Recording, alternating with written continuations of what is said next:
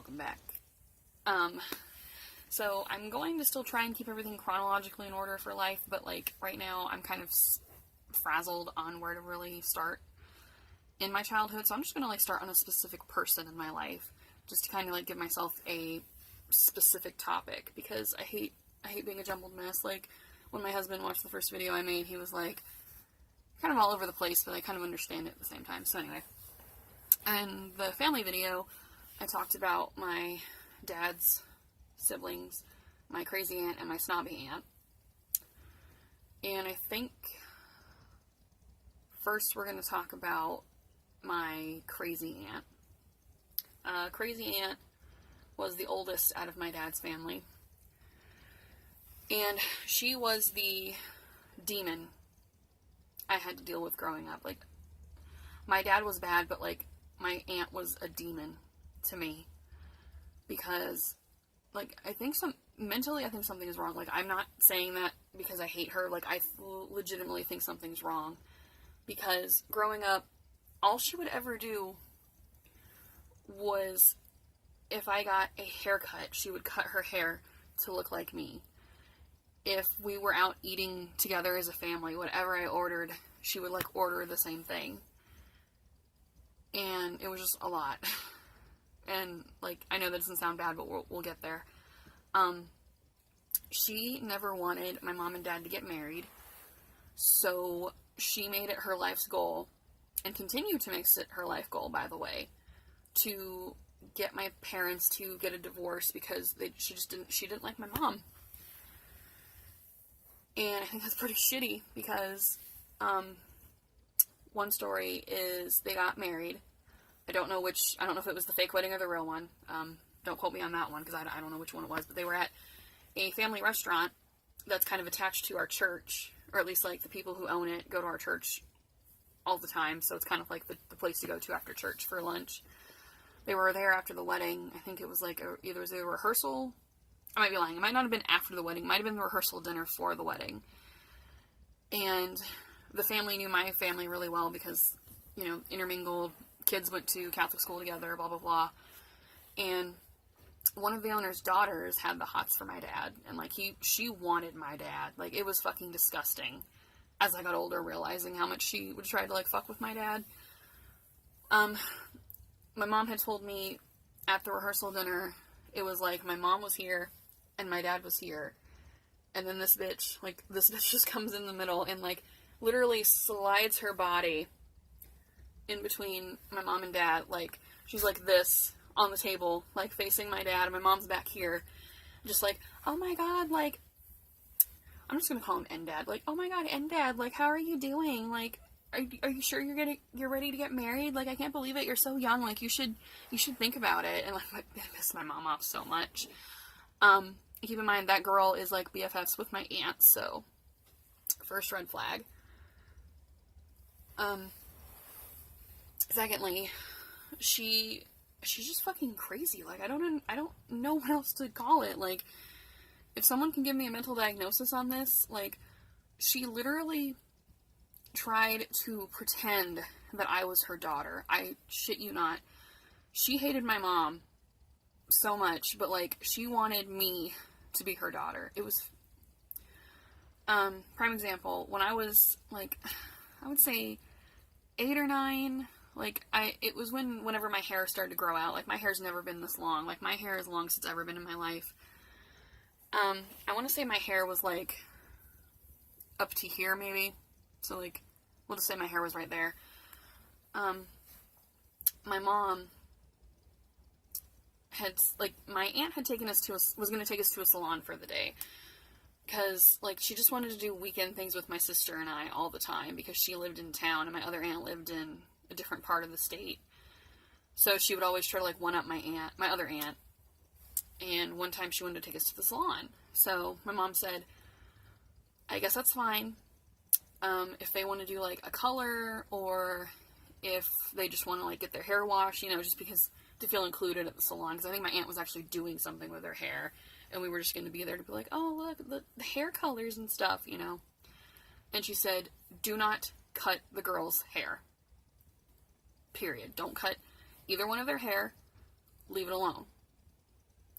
well, my aunt hates my mom. So we go in there, and she basically tricked me. Because what I wanted was, I just kind of, wanted, it was down to here. I just wanted it, right here. I just wanted it short, but not, super short. So, tell me why. I'm not really paying attention. I'm spacing out. I'm a kid. I don't really care. Because, the salon person wasn't talking to me, really. They cut my hair off, and I didn't really realize how bad it was until they actually showed me the mirror. She gave me a fucking bob. And, when I say bob, I mean, I had no hair. So let's just pretend I have no hair. So, even this was, we'll just say this is all gone, too. This is how I looked. And I had, a little tuft of hair, because it was bad, it was in the late 90s, early 2000s. Actually, not even that. It was the late 90s.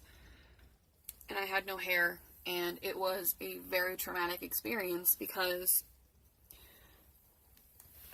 well, first off, my mom freaked the fuck out, so I had to, watch her kind of freak, but it wasn't at my aunt. This is the fucked up part.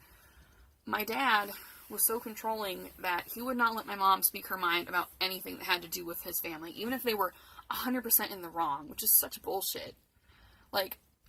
If I let some person in the family that I didn't really like that much and said, you can take them, but do not do this, and they disrespected my wishes, oh my god, it would be eye for an eye situation. If you cut all my kids' hair off, I'm cutting all your hair off. How about that? I know I shouldn't think that way, but I don't think it's okay for him to, stifle how my mom felt and not, confront my aunt and be like, what did you do? Why did you not listen to my why? So, the reason why the hair was so traumatic was not just because, my mom was freaking out, my dad wouldn't do anything about it. The next day, like I said, my Nana was sick, and I had to do a lot of things for her because she couldn't walk very long. I want to say there was a holiday coming up, or my Nana had, a card night or something coming up with her girls, friends, or whatever. I had to go into a pie shop after school, and like I said, I went to Catholic school, so we had, the white polo, blue pants uniform. And I went in there, had no hair, essentially, and I went in there, and my sister was with me, so she can vouch that this happened. The guy that was in charge of the pie place just, looks up from the counter and was like, yeah, can we get someone to help this young man over here? And, I had, a Powerpuff Girls backpack on, and I was so, are you fucking kidding me, dude? I'm not a boy. And as a kid, you already feel some type of way that your hair's gone and you look ugly, and then some dude calls you a boy. It honestly scarred me for life. That's why I don't fuck with short hair anymore. The shortest I'll go is maybe right here, but I haven't had short hair in, almost 6 years just because I didn't care to get it cut. Because, quite frankly, I have such bad social anxiety that it fucking bothers me to go anywhere without my husband. As sad as that is, I literally would probably have a panic attack internally, of course, because I wouldn't want to embarrass myself if I had to go into a salon by myself to get my hair cut. This is why another reason why I want to lose weight is because I feel like it would also help with my social anxiety so I can do normal things like a normal person without all the panic attacks and everything, because that's something people who don't have it don't understand. Panic attacks are terrible. For example, I went to my husband's Christmas party a week or two, it was 2 weeks ago, I think, and I was okay, but I had said, I'm starting to kind of feel antsy, I don't like being, because there was a lot of people there, because it was kind of in a really big version of Dave & Buster's, if you can, it was Dave & Buster's, but also had a bowling alley in it, if you can think about that. And we were there, and they had, catering and everything, and we were waiting in line, to get, food. I just kept getting more and more panicked. I didn't like how slow the line was going. Not because of, wanting food, because, fat, but because I was just around all these people I didn't know, and I was just getting more and more panicked because I was like, oh my god, these people are judging me for some reason. Like, you know, it's so irrational and I hate it, but it just happens because of all the shit that I've gone through. Like, just, anyway, so I got to the point where we got done getting the food, like, we got the shit over with, but I was so wound up from being stressed out. I told my husband that I didn't want to eat, I just wanted to go home. Like, I was freaking out. And so I said, you just eat, I'm gonna go over there. And, like, I just, I speed walked all the way on the other side of the building and sat on a couch, and one of my husband's friends that came as a guest, like, saw me, and I don't know if he just saw me first so he came over there to talk to me, or if, because I don't know if my husband, like, told him that I was freaking out, and he went to send him to, like, go talk to me so I wasn't alone or whatever, but, like, one of our friends came and talked to me for a minute, and I felt a little bit better, and then I got alcohol, and I felt a little bit better. Like, I don't drink very often. One, because alcohol doesn't really taste that good to me unless it's, like, bitch drinks, like, fruity drinks, and my dad being an alcoholic, it's just, like, I'd rather not even risk it, you know, because I already have addictive tendencies with food. I don't really need it with alcohol either. But it's hard. It's hard to, like, break all these habits and everything, and just, like, you know. But anyway, back to the crazy aunt. Essentially, like, she cut all my hair off. My mom didn't say anything about it, and she was like, oh, you just need to get over it, it's fine, like, it is what it is, you know. And everyone was like, oh, well, you know, and mom's just, she's just overreacting, so you just need to get over it. And it was a really big blow to my self-esteem, because, like, I already felt bad about myself because I was gaining weight, you know, because the trauma and the stress that a kid goes through, like, you know, you can't really express yourself when you get threatened to be beaten if you express yourself, so I just kind of internalized everything. I was eating a lot, and I was just slowly gaining weight. I was way bigger than I should have been at, like, 8 or 9, and then just lose all my hair. It's like, I didn't feel beautiful, or not even beautiful, I didn't feel like I deserved to be in public. I felt like I was just so ugly all the time, so it was a massive hit to the ego, so I started to kind of withdraw from being social. Like, I didn't want people looking at me. I didn't want people talking to me because I felt I was just too ugly and no one wanted to talk to me. So because of that, my social skills kind of, I don't know, kind of stifled quite a bit. We'll be honest here. So then crazy aunt just kept doing dumb shit with me. Like, she started to try and match whatever outfit I was wearing for the day. I got to a point when, like, right before puberty, I went through a phase where I just wouldn't brush my hair. Like, my hair was here. Like, this is after the haircut incident. My hair was, like, back down to here. And I don't know why. Like, I don't know if any other girls did this when they went through puberty, but I didn't want to brush my hair. I didn't give a flying fuck. Like, I was overweight already. I knew nobody would talk to me. I knew, like, I knew I was ugly, so I didn't care about myself. I didn't care to have my hair look nice. I didn't care about anything. So, as, like, I don't know, I think I followed a punishment for just having, like, unbrushed hair. Instead of letting, like, the parents take care of it, which my parents didn't, they didn't take care of it. They were like, she wants to go to school looking a hot mess, we're gonna let her go to school looking a hot mess. Anytime I'd be at my Nana's house, my aunt would show up with, like, a metal tooth brush, and to this day I don't use those on my hair because it hurt. Like, it doesn't hurt physically anymore because I take care of my hair, but back then, like, she literally would just take the brush and just, like, rip the hair out of my head, because I had like knots and nests and everything in my hair. Like, my hair was ratty as hell. It was gross. Like, if I find a picture of it, I'll show you, but, yeah, so, she would do it every time, not even lying, every time she would come to my Nana's house, she'd be like, oh my god, okay, we're gonna sit, so she would make me sit in between, like, she would sit on the couch behind me, and I would sit on the floor, so her knees would be, like, right here, and she would hold me with her knees, and, like, just take the brush and drag it behind me, and just rip my hair out. And it got so bad to the point where my Nana straight up was like, your aunt's coming over, you need to put a hat on and go, like, hang out in the other room until she leaves. Like, I shit you not, like, my Nana, who was sick, who couldn't really do anything, was flat out like, go fucking hide. Your aunt's fucking crazy. And that was her daughter. So, yeah, that should tell you a lot.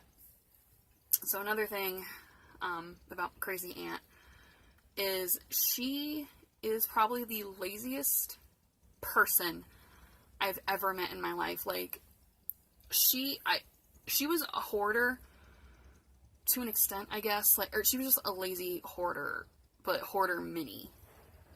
I don't know how to explain it. I'll try to explain it. Imagine a hoarder's house, but, like, you know what, that's a great example. Imagine a hoarder's house in between cleaning it. Like, if you ever watched Buried Alive, it's that in between where you're getting all the shit out of the house, but the floor is just, like, disgusting because of the years of, like, the garbage on it and everything.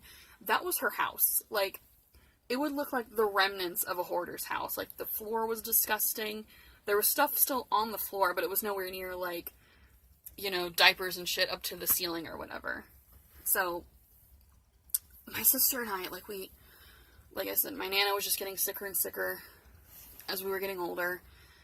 And one summer, my parents were working, and my Nana couldn't watch us, period. Like, her mind was starting to go. So, they started making us stay at my aunt's house, because she was down the road. And I hated it, because the house was so disgusting. Like, anywhere you stepped, you would be stepping in something sticky, and they had a dog, and they would let the dog, like, piss and shit everywhere. So there was all that, and, they never cleaned anything. Like, they would use the same, like, sauce pot to cook, like, 5 different meals in, and wouldn't clean it once. Like, like, why? Why is it so difficult for people to fucking clean? Like, they had a dishwasher and everything, too. Like, I don't understand people who do that. So, she was just very lazy and, like, hoarder tendencies, we'll say. So the house was terrible. And keep in mind, the house that she lived in belonged to my granddad, which was my Nana's father. So my great-grandpa. And he loved that house. Like, that's the house he essentially died in. I don't remember if he actually died in the house, but, like, it was pretty much like they took him out of the house, he died at the hospital kind of thing. And she destroyed it. And I wonder if, like, that hurt my Nana. Like, I never asked her because I was too young to kind of comprehend the whole situation, but I feel like that probably would have hurt her. I don't know. I hope she honestly was too far gone mentally that she couldn't really understand that her, like, father's house that he built and took care of for so many years was destroyed. And, you know. Anyway. So they made us stay there a lot, even though I fucking would beg my mom and dad. I'd be like, I don't want to stay there. I'll stay here and watch my sister. And they wouldn't listen. They, like, I swear to God, my dad's excuse every time was like, you just don't like my family. That's why you don't want to go down there. It's always my family you have a problem with, which it was. I did have a problem with it. But at the time, like, it wasn't really that. Like, the whole problem was I didn't want to go down there because every time I went in there, just inhaling the oxygen that was in her house made me physically sick. I can remember one time we had been there all day, and my parents came and got us and took us home, and the minute I got home, I threw up in the toilet. And I'm not someone who gets sick easily, so when I, like, vomit, it's actually a problem. Like, something's actually wrong with me. So I never wanted to go down there because, like, I didn't want to get sick. I didn't want to be around all that. So we go down there, and here are 2 stories that are, like, infamous with me and my sister, because it's just like, it's not, like, super, super serious, but it's also, like, so, like, what the fuck that you just have to tell people.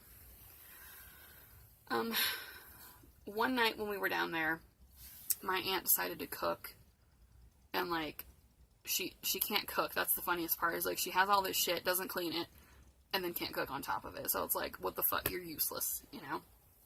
So, I'll never forget this. I was watching her clean, because the way her house was set up was, it was the living room, and then here the couch would be, And then, like, there would be kind of like a banister, I guess, right here so you could see into the kitchen. So there were a bunch of, like, pots and pans and shit on the banister. And she picks up a bowl. I'll never forget this. She picks up a bowl that had a bunch of dried up, waxy, like, candle remnants, like, just everywhere in the bowl. Like, red and green candle remnants. And she made a meatloaf in the bowl. And, like, everything that was in the bowl got into the meat. And she put it in the oven and cooked it. And I was like, what the fuck? Like, you know, like, as a kid, you don't really register what's going on. Like, oh my god, I'm about to eat candle wax. But as an adult, it's like, are you fucking serious, bitch? Like, are you serious? God, like, it still pisses me off to this day. I still can't eat meatloaf to this day, because after it got done, you know, my family being my family, they were like, always, you are not going to leave the table until you eat everything. So we would be forced to sit there and eat it. And I hate meatloaf. Like, I just, ugh. So I started to try and eat it, but I had waited so long to start, like, actually eating it, because mashed potatoes were store-bought, I think, or, like, box-made or something. They weren't actually made by her. So I ate those first, but the meatloaf had gotten so cold that when I cut into it, I shit you not, you could see, like, all the wax had solidified in the meat.